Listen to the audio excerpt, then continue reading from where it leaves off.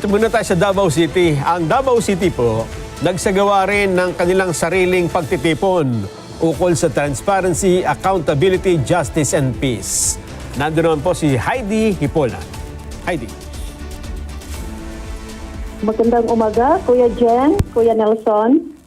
Nagsagawa ang mga mamamayan dito sa Davao City ng isang malawakang pagtitipon kahapon, July 1, 2026, upang isulong ang mga panawagang transparency, accountability, justice at peace.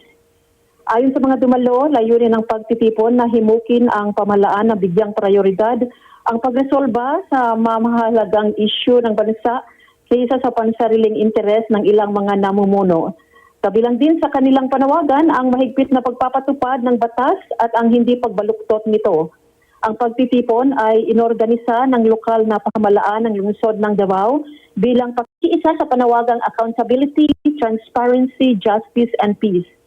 Sa kabila ng hindi magandang lagay ng panahon, patuloy pa ring dumating ang mga mamamayan upang ipahayag ang kanilang suporta sa naturang pagtitipon.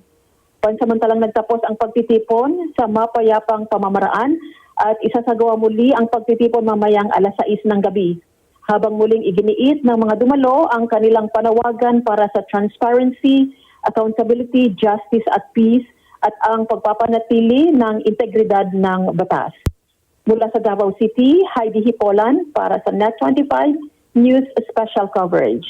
So ngayon, Heidi, meron pa bang aktibidad dyan sa Davao City? Merong mangyayaring pagtitipon na isasagawa mamayang alas 6 ng gabi, Rizal Park, Davao City po.